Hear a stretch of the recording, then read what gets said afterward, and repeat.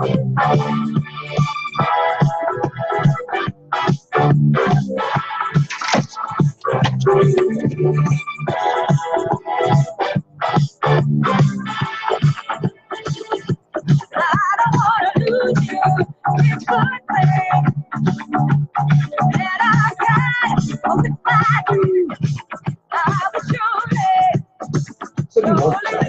a pest. Give me a treat. Hello. Lightning.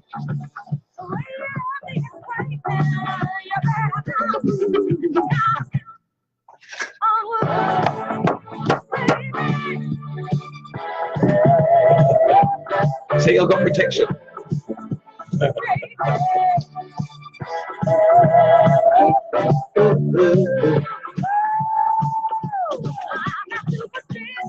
Let's turn that off. She was really serious about singing that in that video.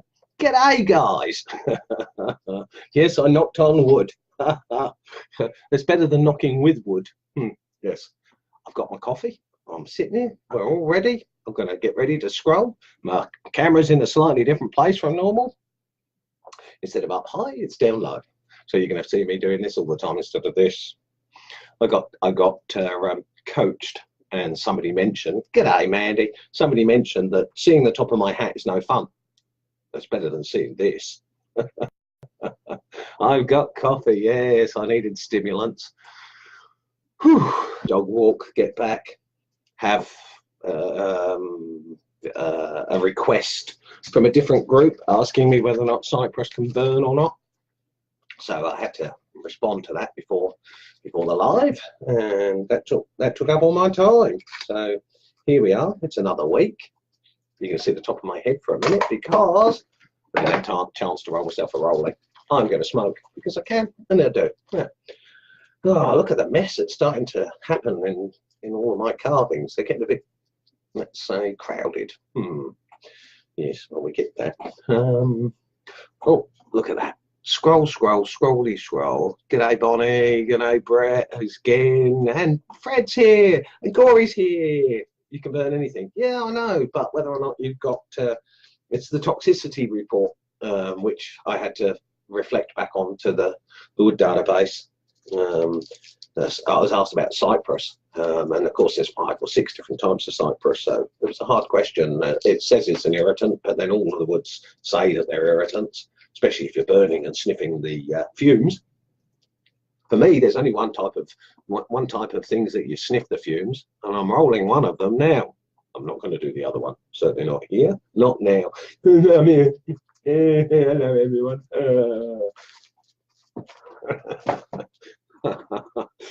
Oh dear. G'day, Corey. Any questions, mate? Corey, you're always so dependable. You ask a question nearly every week, and I like that. That's part of what this does, is allows for questions and answers. So I really appreciate your questions, Corey. I really appreciate you being in the group. G'day, my hero. I think there's a couple of challenges that I've snuck in there that you didn't see.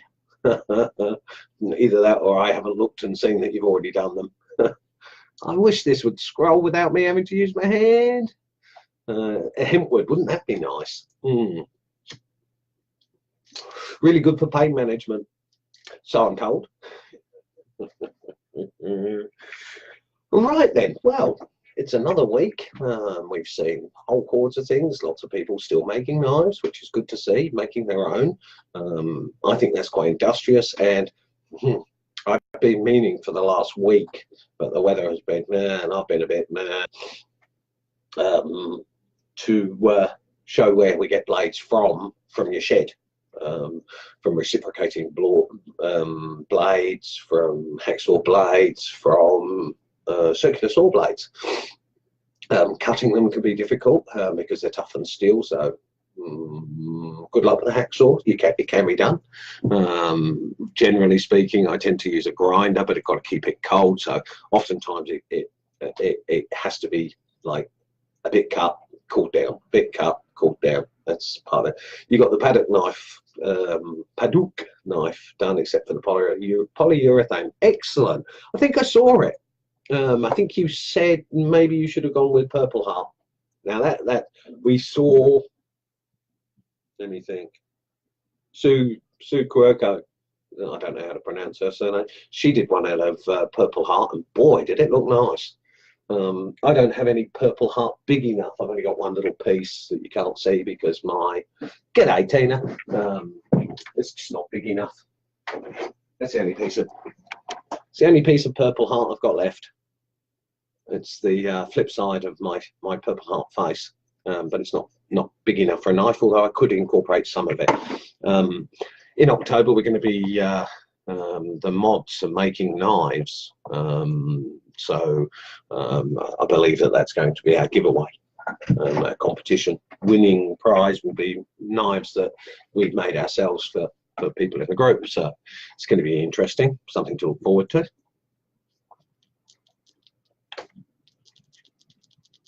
Can't believe I talk so much that both my coffee. G'day, Maggie. Haven't seen you for a while. Loved your boot, I have to say. That's a very nice keyring. Boots, waistcoats, and coats. PWC. No, that's not right. We'll stick with beginners wood carvers. That's probably better. Any questions from anyone? Because this week it's very much a topic-less week.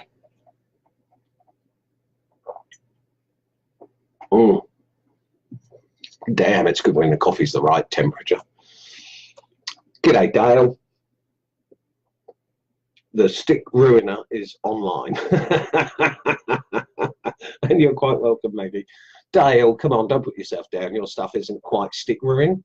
I've seen some improvements on a few sticks that you've done. So it's hard. It's difficult. Let me rephrase that. It's difficult week after week after week coming live and chatting about stuff that's gone on in the group, stuff that's happening, things that are current, things that we're looking at, aiming at. I often find, oh, you've got a Beavercraft hook knife in the mail today. I can't wait to try it out. Excellent. Oh, look at that. My camera decided to zoom in and fall off of where I placed it. Get back under there, you bugger. Hello? Thank you. Oh, look at that. You get to see that. I've got my camper for my strop and I want to know, can you show me which way I go with the knife? That if you have your strop handy. Yes, I can.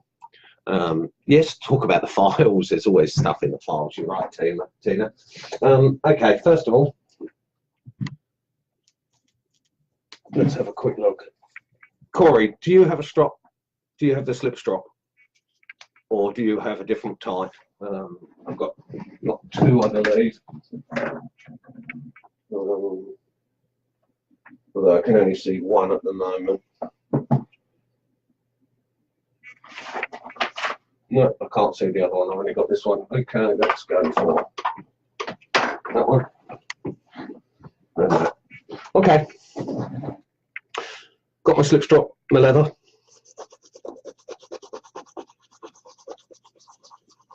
Coating of the compound. Mine's a bit hard. Doesn't come off very easily. And all I do is I hold the blade down against the strop like that and drag it back. Try a couple of times. The reason why I put my glove on is because I find that this strop is so short that my hand shoots off.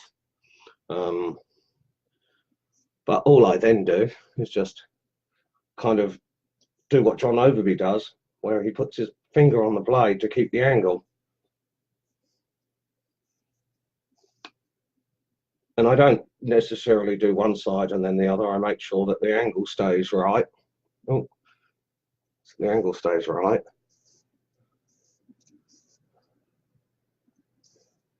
And hopefully that helps. That's all you do. Do that 15, 20 times. Depending on what wood you're using. If you're using basswood, you don't have to strop that often. Or when I say strop that often, maybe once every 10 or 15 minutes, something like that. When you're working on oak or something like that, well then you end up having to do a lot more stropping because, well, the wood blunts it. So crash. Thanks. Oh, Doug's here. Sharon's here. G'day, g'day. Fresh out the hospital. Oh, how'd you go, Doug? How's the knee? Because you had the other one done, didn't you? G'day, Tony. Haven't seen you for a while. Oh yeah, we're all glad you're alive and kicking. Brian Harmon had surgery this week. He came out all clear. He's in a lot of pain now, poor bugger. They did a lot to him. They bone and all sorts. Poor bugger. He's one of our moderators. Yeah, he was just in hospital himself. Seems like a lot of us are going to hospital, or a lot of people are going to hospital. It must be such a big group. Our age group, I suppose, happens. We wear down and we need to be fixed. Great, that's good news, Doug. Yeah, the old bodies, they do tend to wear down a little bit, don't they? We have problems and have to have replacements. No wonder there's so many older people hooking up with younger people, going for the younger model. Spare parts. Beginner wood organ removal. At least we got the knives for it. Yes, it is much better cutting with a sharp knife. Stropping is, once you get the hang of it, and the more carving you do, the more you get the hang of stropping, because you have to do it so much more. Stropping, you become a master of stropping eventually. Sharpening and stropping are two of the sidelines that we gain skills in that area without intending to. That's a good thing. Having a sharp, sharps are really good. Oh, sorry, did I say spare parts out loud? Oh, buttermouth. I got coffee on my cigarette butt. At least it's not out this time. So, okay, I've been working. It's a relief to work on the relief. Been working on the relief. I've been trying to get those cupboards in line, and to get in there, I'm having to do it from the side angle, because the depth that I've got in here, as you can see, that's how deep. That's how deep I've gone. I've gone 2.5, 3 inches. But to try and get into those has been very difficult. I can see a bent gouge would allow me a lot easier to get in there, but I'm getting there with this. This is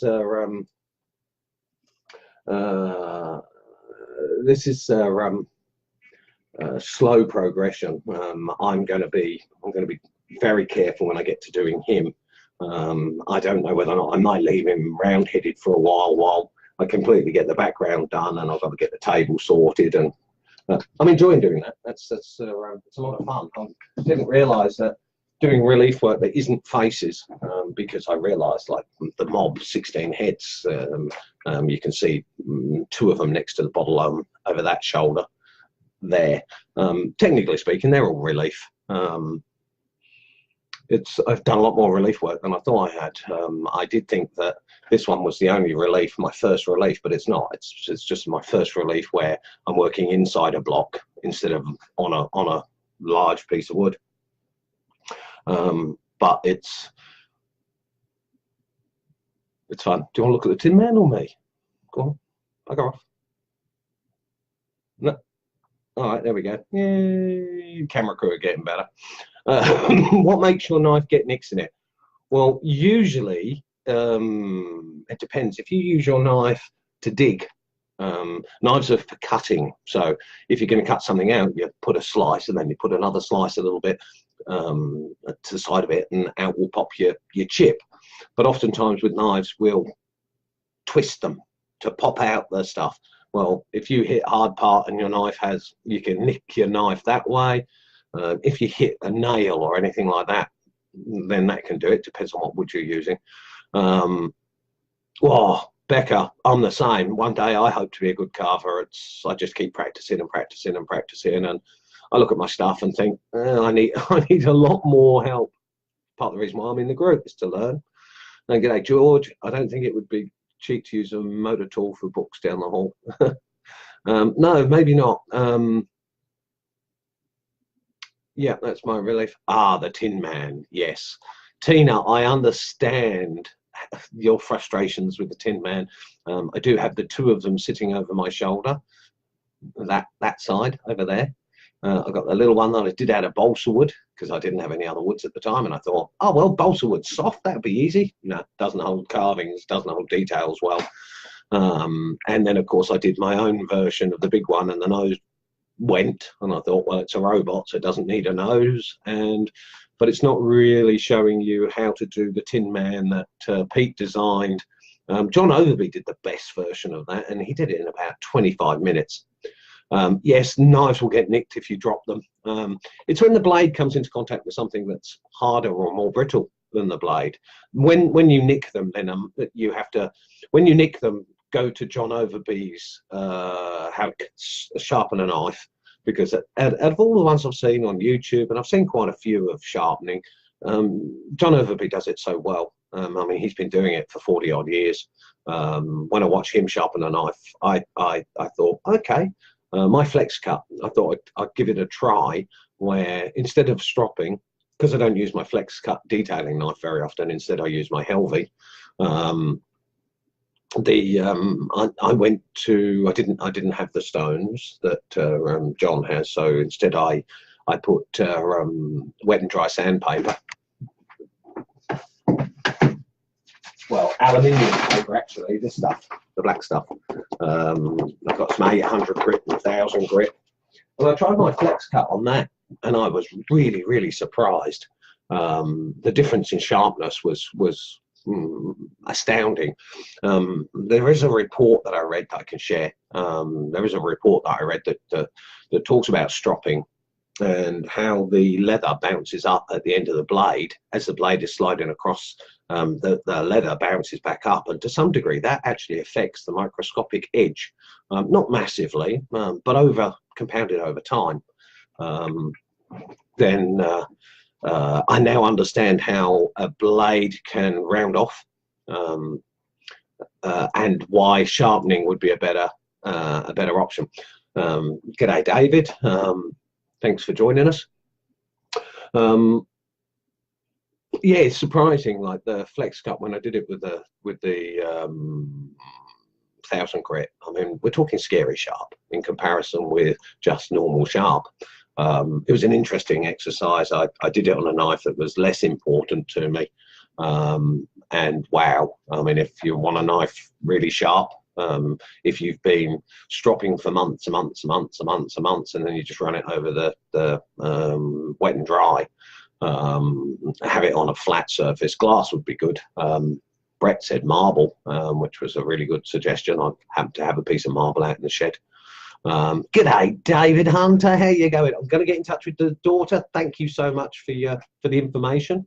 I've got it sitting there written up. I've got to look into the t-shirts. It's difficult trying to do t-shirts when you're in a different country, but I've got to find out some things like how many people want them, the exact price, which is still up in the air at the moment. Ooh, hurricane. Yeah, you don't really want to have knives around you when the hurricane, if the winds are blowing, unless of course you're in a concrete room under the bath. Can sit in the bath and carve. At least you'll get all your chips in one place. For carving stations, I'm terrible. I have a carpet in here and it's absolutely covered in chips. This is me doing relief work yesterday. No, I'm not showing you my crutch, but look at my floor. And that is like traipsed throughout the house. Everywhere else I've got floorboards, but in here I've got carpet. It used to be a bedroom. I have chips everywhere. But what I was going to say is I saw, pushing the buttons on my monitor now. Go away. Go away. How the hell do I change that? Exit. No. Monitor. Down. No. Okay. No.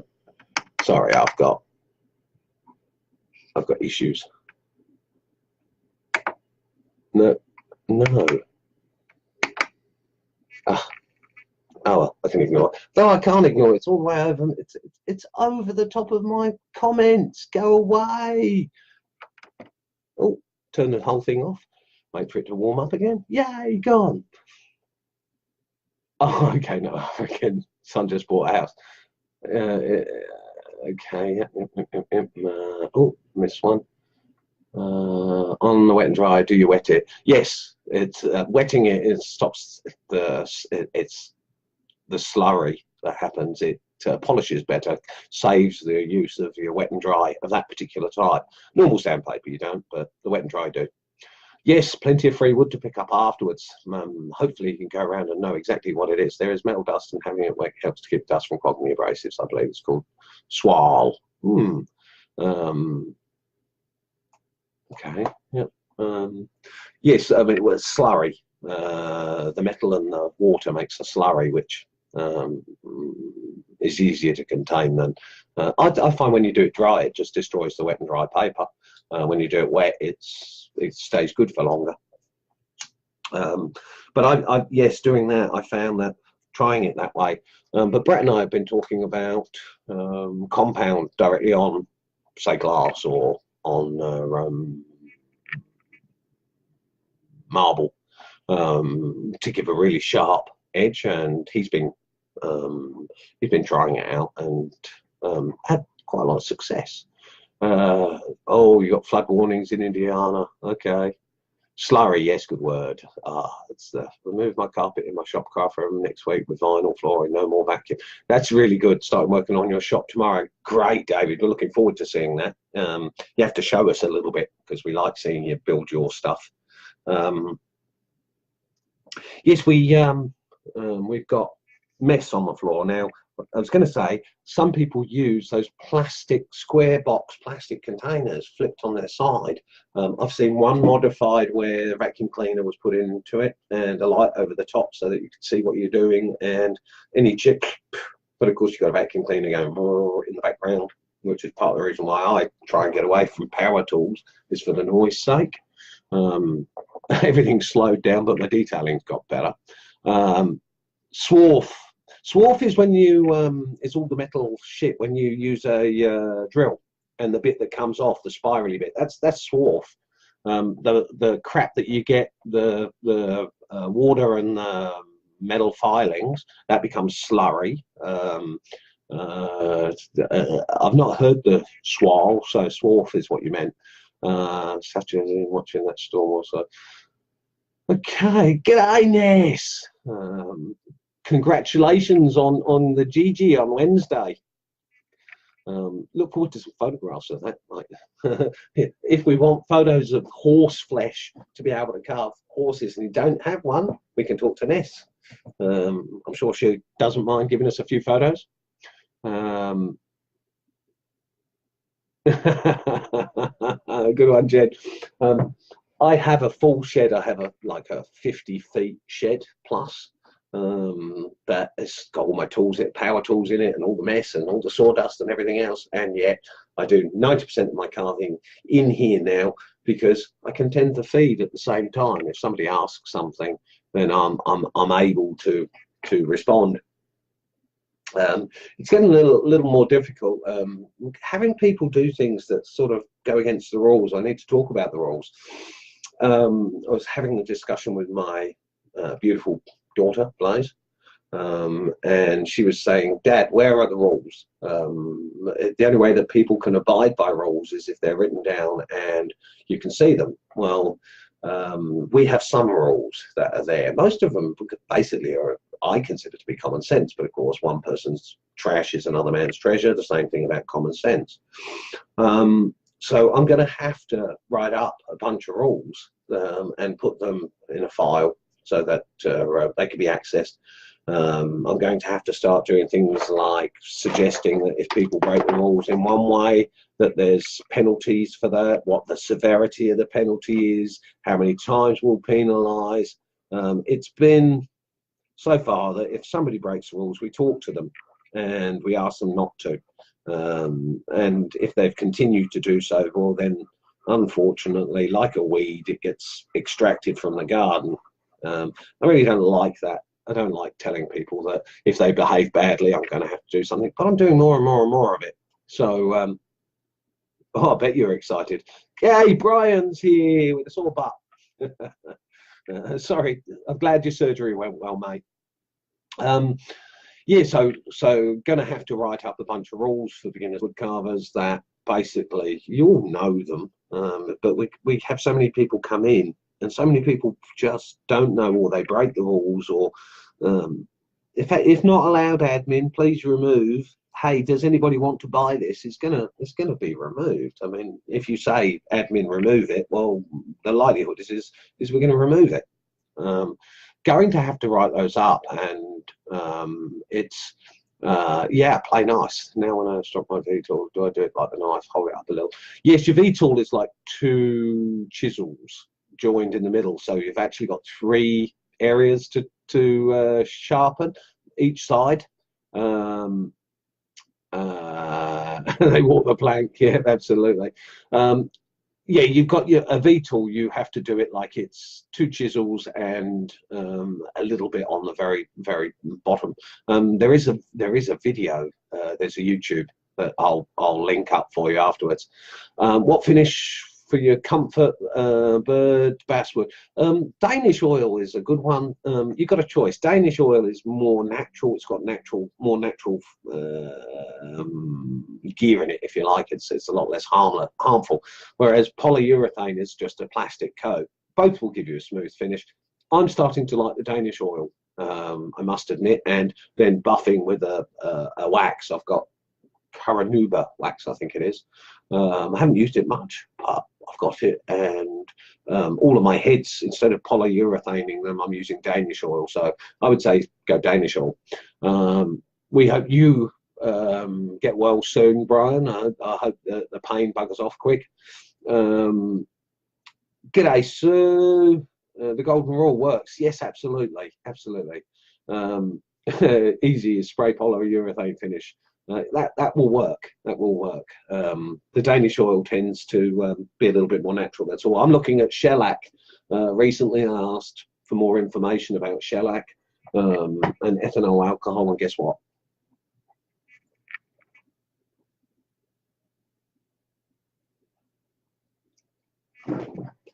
That was perfect to drink 20 minutes ago. Even the screen goes out blurry for me. God, I don't like cold coffee. Yes, so yeah, so we're gonna have some more rules. More rules? No, we're gonna have the rules clearer, more definition on the rules. So that way, I can say to somebody, here are the rules, rather than explaining them personally each time. I do have a question for the group. How do you feel about somebody giving critique and advice on the feed without your request? I tried to do the BWC roast. Yeah, I use Danish oil under acrylic. Spray is okay. Yes. I saw some sprayable linseed oil yesterday, and I thought, oh, but I think they wanted $10 for a can of it, and I went, oh no, I don't think so. Today, that can wait. Yes, how do you guys feel about somebody actually coming onto your picture, and instead of saying, I really like what you've done with the hair because the hair is good, the rest of the carving may not be, but the hair might be good. So saying that you've done very well on the hair, how do you feel about somebody actually dissecting your work and then telling you all that you went wrong? Because I've kind of had the group set where we don't do that. If somebody asks for advice, directly advice, then we can give that. But I think it's a request by request. So if you ask for advice on a carving, I think that's the way we should do it. So I'm curbing people from doing that. I'm saying to them, please don't. And it doesn't always quite work the way I'd hoped, I suppose. But that's one question I wouldn't mind what people think. I have no problem with it. I have thick skin. I also approach someone who knows how to tell me. Okay, thanks. But I know that people generally mean well when they do it, but of course it opens up. If one person says, "Oh, you've done that wrong," then it opens up a discussion, an argument, and opinions. And this is where oftentimes things go, let's say, pear-shaped within a group, because who gives somebody the right? I mean, I do say that yes, I would rather ask for. I see some of the critiques on that have happened, and I think, God, I would not handle that very well, me personally. If somebody said to me, okay, my relief carving behind, I'm learning this on the fly, I'm doing it my own way, I'm not following any videos, it's completely my own design, and I'm learning how to do it, that's teaching me. Now, if somebody said, you should do this or you should do that, I don't like it. I like to learn my own way. Yes, I don't mind. I will ask for private critique if I know that somebody knows what I don't know, then I'll ask them. But this group has always been, as a beginner, I'd rather people give me tips and advice on to become a better carver. Yep, okay, fair enough.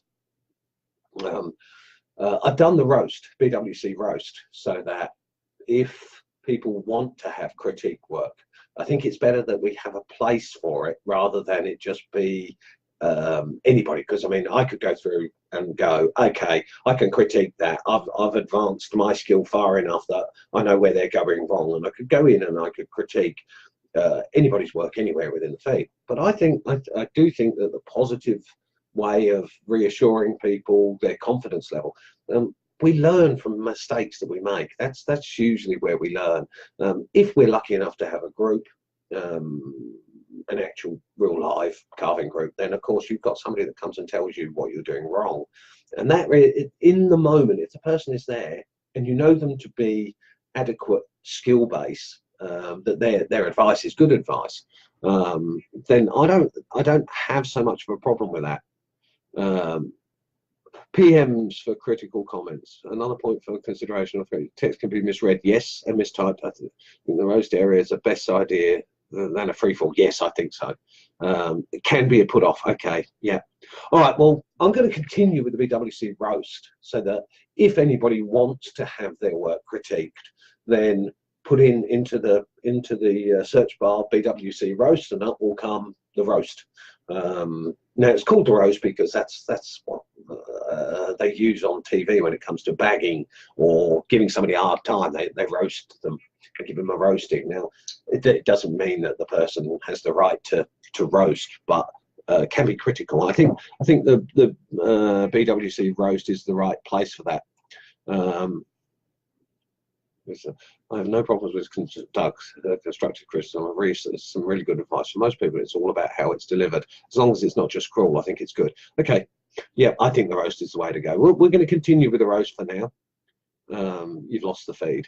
When I first started carving, I found out to only ask one person to critique, otherwise I would still be trying to finish my first carving. Okay, it's interesting how we do things differently. Everything I've done pretty much has been trial and error. I've not had anybody say to me, try this or try that. In the group, yes, of course. John Overby, I've talked to John Overby lots and lots and lots of times, and I have asked him questions, but rarely about the actual carving I'm doing, more about technique and more about styles and for information on other people sometimes.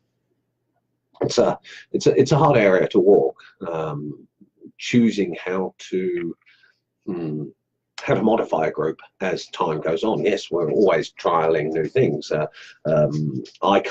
We've got the Beavercraft competition on, our Beavercraft, BWC and Beavercraft competition, where there'll be prizes. I think the last time I looked, Mandy Hummel was the only person that's responded on it. Okay, so some of you lost it. All right, the roast is a good idea. Okay, thank you. How does the roast work? How does a roast work? Roast, all it means is you put up your picture in there and you give permission for, in this instance, we've got Bob Brown, who's a Western Australia, who has taught people carving.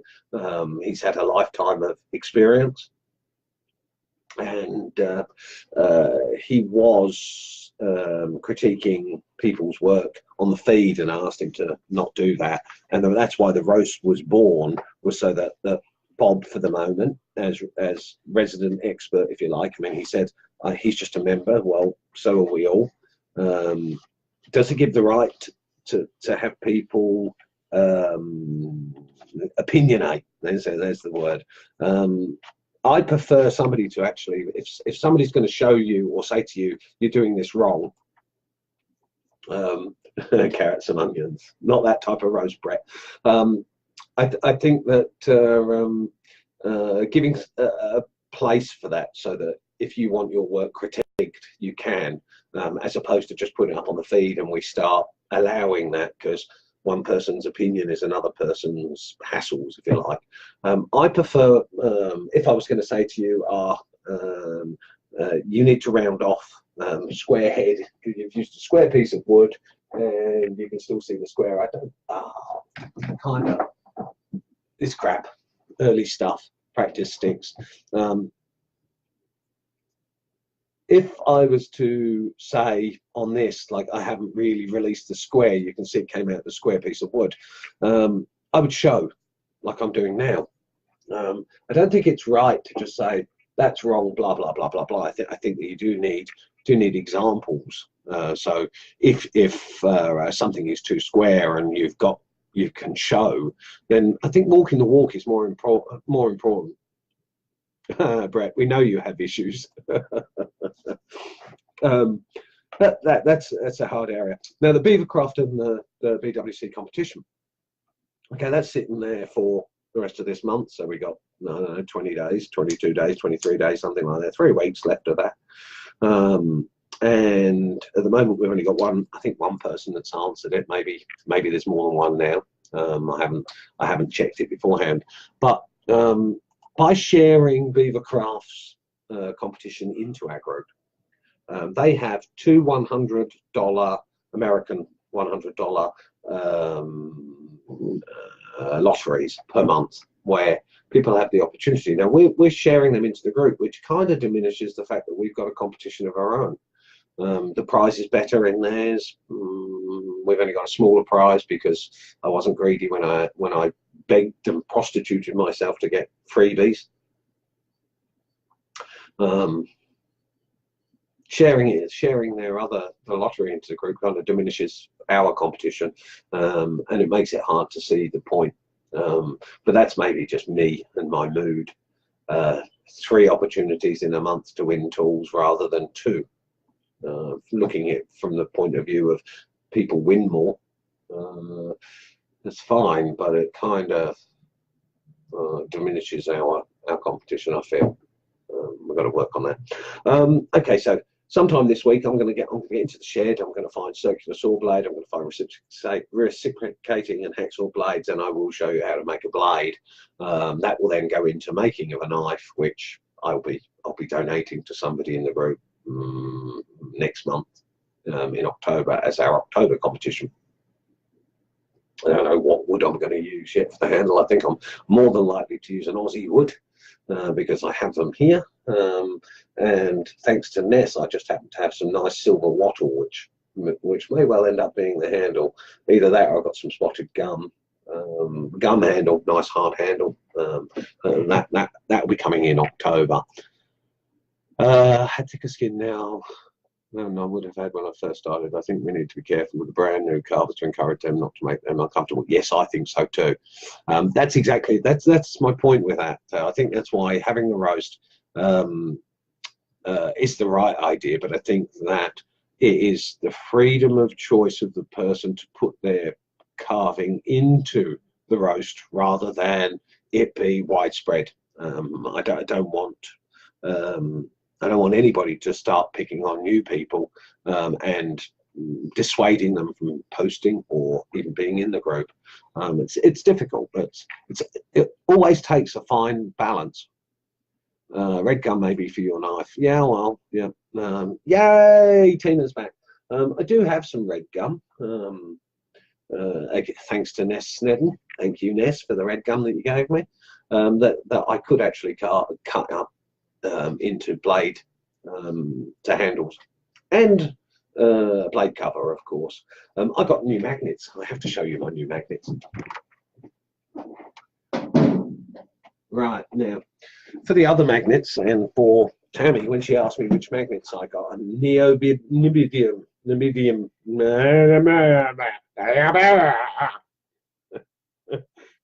magnets.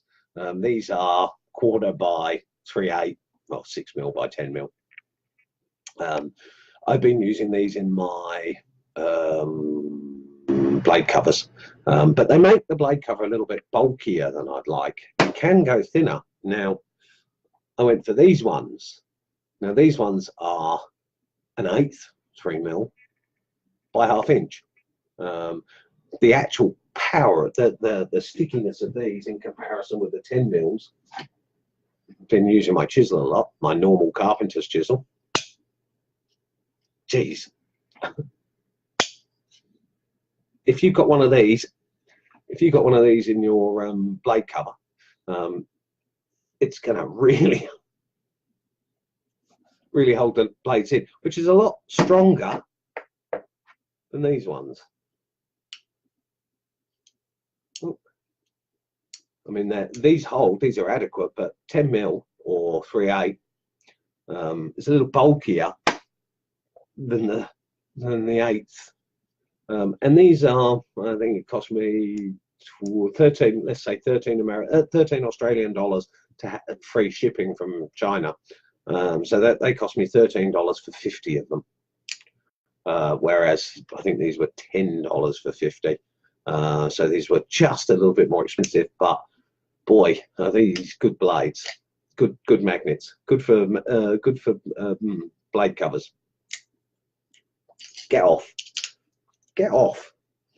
John Overby said something, as he's a machinist and works in a metal machining area, that these are a pain in the ass, because if you drop them or lose them, then of course they can end up in your equipment. So be very, very careful with these magnets. Don't eat them, don't swallow them. Rare earth, bloody wonderful, work really well, good for the inside of blade covers. G'day Leonard. Yes, hello Sarah. Your horse wicked. Not fab to carve, love. No, it's not. Define a fine line. Oh, definitely a fine line. Definitely a fine line. Cool.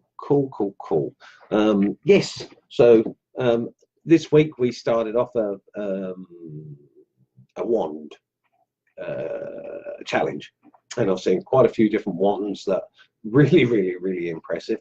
Find a twig. Yeah, it doesn't matter. Mine had a mine was like that, and I ended up doing a snake out of this bit. Don't have it now. I gave it to the lady that gave me the apricot. But the wands, yes, if you're looking for a challenge, we have the wand challenge, and that will be till next week, and then we'll come up with another one, or we'll refloat one of the ones that we already had. I mean, we've done the dolphin, the key ring, and the wand in the last 6 weeks. It surprises me, like it's only a month ago that Jerry Joe went. Time goes really quick, BWC time. Surprising, I run on BWC time, I don't run on real time. I don't think about it in real time. G'day John Thomas, hello from a brilliant place to live, South Wales, UK. Good morning. Which part of South Wales? I was at White Sands for a while, near Caerphilly and Cardiff. That was a nice place, very picturesque. Loved it. Thank you, Sarah. It's coming along. I'm working on it. It's already changed from the original. The angles, I didn't measure. I went too deep on the hallway, and I'm now having to modify as I go along. But it sort of looks similar, but I am completely redesigning it. I'm having to go from inside there, and loving it. I'm enjoying the exercise. I'm really surprisingly enjoying it. It's a lot more fun than I thought it would be. And thank you. I mean, coming from you with your horse, it's like, wow. I saw that, I think it was in in one of the other groups, you've got something like 600 likes. Your horse has certainly gone down in the groups with a bang. Everybody's just everywhere. This like, wow. You've got to take that as credit to yourself. I know that you bought lots of resources. I know that you've got 5 or 6 carousel horses books of how to do, and you put up the photos of what you did. Brilliant, brilliant, brilliant, brilliant, brilliant. The work that you've done, the quality of the work that you've done, just outstanding. I saw people saying, are you going to do leather tack? Are you going to do stirrups and that sort of stuff? But there again, I mean, it's going from wood carving into leather work, isn't it? But I love your horse. I mean, I think it's one of the best carousel horses. Well, I think it's the most definitive carousel horse I've seen, because not only did you show us the end, but you also show us the stages. So brilliant. You've got to be very, very happy with that. Very happy. God, every week goes past really fast, Bonnie.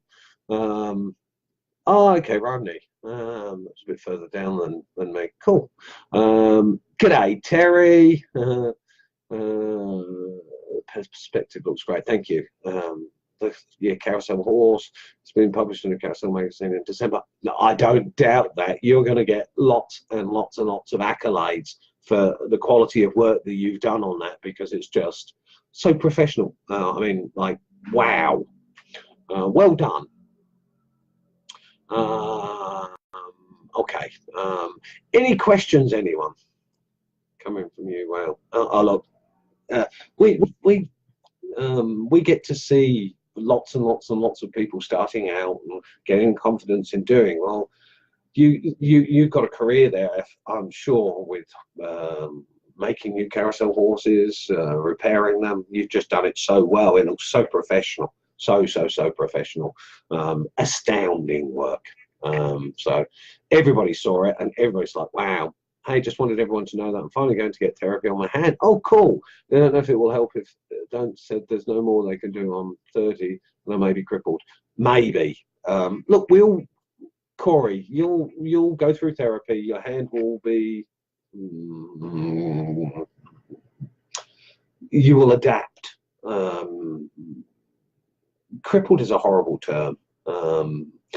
I hurt my back. I've got a back injury. Technically speaking, I don't work because my back is unreliable. I could say I'm crippled by it, but no, I have difficulties because of it.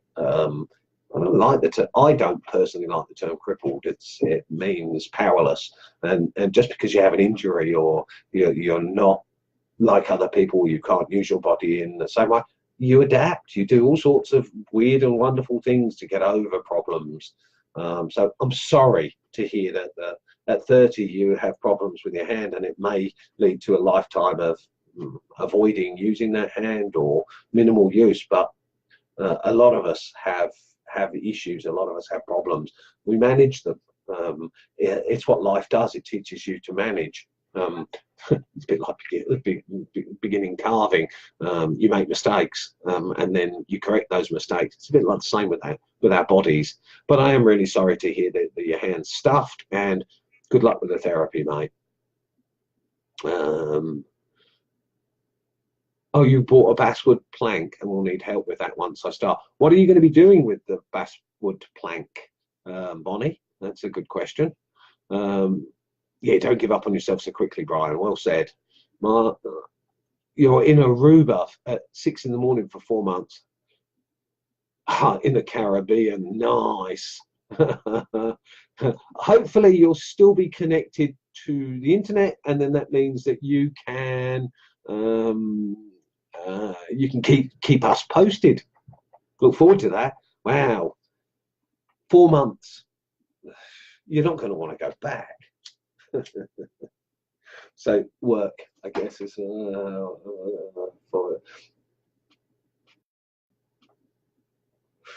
the Divi Dive trees. You'll have to show us photographs. I haven't seen the never heard of them. That's what happens when you live in Australia. Gum, is it gum? Is it pine? No, I don't know it then.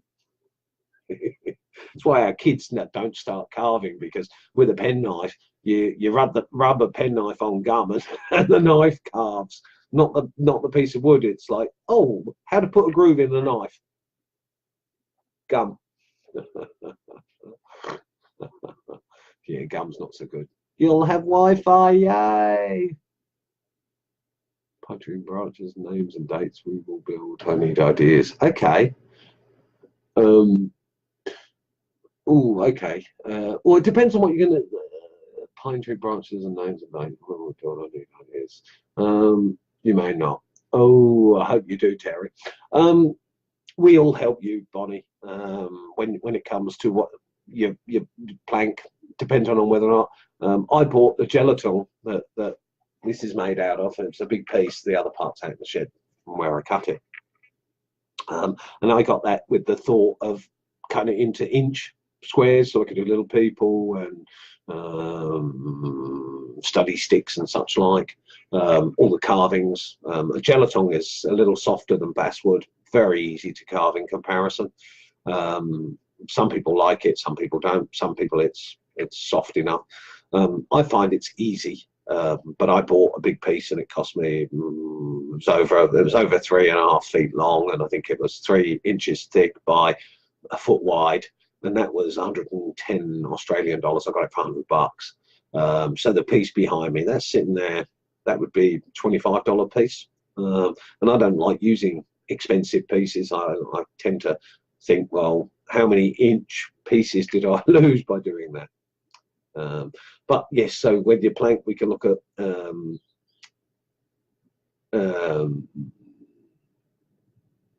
whether or not what size you're cutting it down to, what you're going to use it for.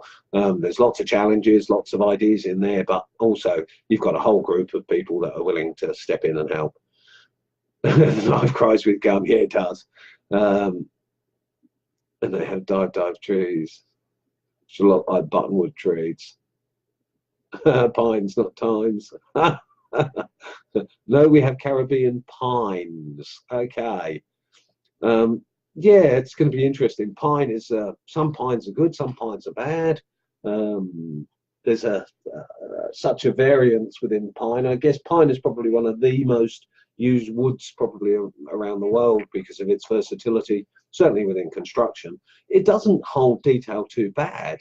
When you sand it, you realise that the soft parts disappear real quick, and you can end up with ridges over the darker bits in pine. But I mean, I did all of these.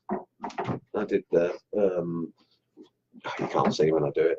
I did my mob, the 16 heads, where my finger's pointing next to the candle holder. Not a bottle of booze, thank you very much, Dale. But yes, the heads that are running along there, they were done out of pine, and I got relatively good detail. There's a few places it's a bit crunchy, but pine, if you haven't got anything else, pine for me, because it's either gum or pine, I work pine. I work gum as well, but I had power tools to do that. The pine, I didn't need power tools, and I didn't discover that until I bought some gouges. Yes, gelatin. You've got the U and the L, the U and the E in the wrong place. It's funny because when I bought it, I think it said Jutong, but the proper spelling is. Oh no, I put an I in there. Oh, my fat fingers. I'm terrible, and I had malware. I had spell checkers on and everything. And I had malware, and the malware took my spell checker. When I got rid of it, it decided that my spell checker was potential malware. I can kind of understand that because I've seen my spelling. Your blade covers were pine, cool. I did my first 3-dimensional carves out of a piece of white pine, and that was a learning experience. I carved very detailed seals out of it, but I've learned real quick how tricky it can be. Yeah, it can be tricky. It has different qualities depending on which pine you're using. This one, sugar pine. I've got, just looking at my chart, the sugar pine one. Where is it? There it is. That's the sugar pine. Come on, let go, let go, let go, let go. Thank you. Okay. Add a sugar pine. Oops. Let's turn that round. Sugar pine. $2.05. I got 2 pieces like that out of it. And that was the face I ate. Australian. Now American. Oh, thank you. I didn't put eyes in it yet. But that was sugar pine. And I tell you what, that was easier to carve. It was a bit splintery, but it was easier to carve than basswood in density. But that one's sugar pine. And different pine, I don't want to come off, the blue tack holds them pretty well. That was red pine. And that one held the details very well. Considering I had such a gradient change and a colour change in the middle of it, that interesting carve, and I really like pine. I have to say I like pine. I can't say I don't like it. If I couldn't get basswood and I couldn't get gelatong, and if I couldn't get softer woods, I would still be working in pine, and I'd manage. You can't get the detail that you get, say, on the basswood. I find actually the harder woods that you go to, maple, hard wood to work. Lots of people can access it. It is hard work, but it holds detail so much better. Yes, I find that maple holds detail so much better than basswood, but it's so much harder to carve. How did you start that carving? What, the face ones? I'm just seeing if I missed anything. How did you start that carving? Well, I mean, I've got all of those faces now that I've pulled the couple out. That's my wood chart for those that don't know. Slowly but surely, they come together. Let's put that one back up. I started that. I used my used the proportional face design that's in the files, where you just do a pentagram. It's worth looking at. I've used that on nearly every face that I've done there, just to get the proportions right, and the eyes, the nose, and mouth are all the right size, they're all in the right spot. Doesn't take 2 minutes to draw it out, and with that particular method, I can go back to it again and again and again. So I find that that's a very, very, very good way of defining the face. Yes, 5 eyes wide, longer and thinner, and there's a few other bits. The eye levels, the chin is as wide as in the middle of your eyes, so that sort of lines up, so that if you do the star and it goes down and through, it positions where the mouth is, between the nose and the chin, and it catches the inside of your eye and your outside of your eye. Very, very, very good. It's one of the best ways I've found to be able to do a face over and over and over and over and over again. When it comes to gritting up somebody's face, when you've got to do a portrait and you want to transfer it, having that there really double checks everything. When you do the star, you find out where the spots are, on sweet spots on the photo. Then you can transfer that really easy. Everybody's posts, we're coming up on the hour. Everybody's posts this month on the feed of a photo go into the running to win the t-shirt. That will be given away in just under a month. That'll be traveling the world wherever its new owner is, so that they've got that one. I am going to have to try and find out how many people actively want t-shirts when I know the price from an American printer, because they're a bit too expensive to do them here and then ship them. It's the shipping costs again. Shipping is a real pain, so trying to get around that one. BWC directory.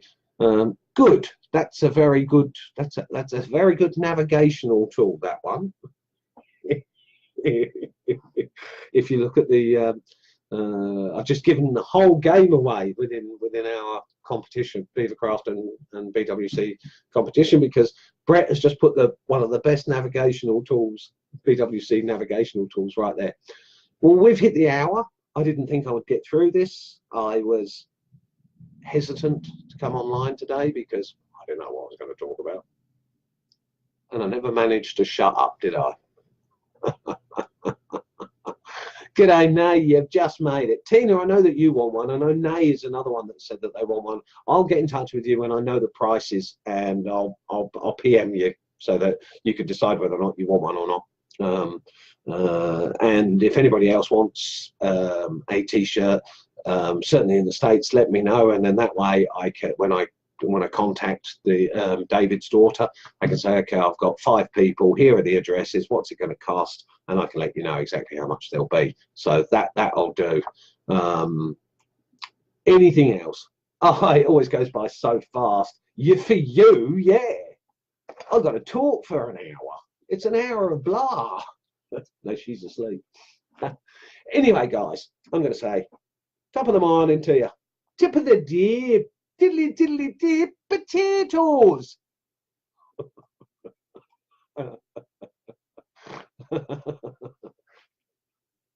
They never worked. They never did. When I put them out, people didn't like the diddly diddly dip potatoes. And then Brett comes along and says, potatoes. Stupid stuff. Becky, you want a shirt? No worries. Anybody want a shirt? Let me know. Okay, no worries. When I let no worries. If you bung up here, thanks for the people that have. If you bung up that you are looking for a t-shirt, great. I will find out more details when I talk to David's daughter, and I'll be in touch on that one. You will know. I will see you all next week. Hopefully, potatoes. I will try very hard to have subject material next week. Maybe we'll discuss a bit more about finishes or blades or V-tools or something. Maybe I'll ask during the week what you want me to talk about. That'd probably be a good idea. I will see you all next week. I'll see you on the feed. So safe and happy carvings to everyone, and I love you all. Catch you next week.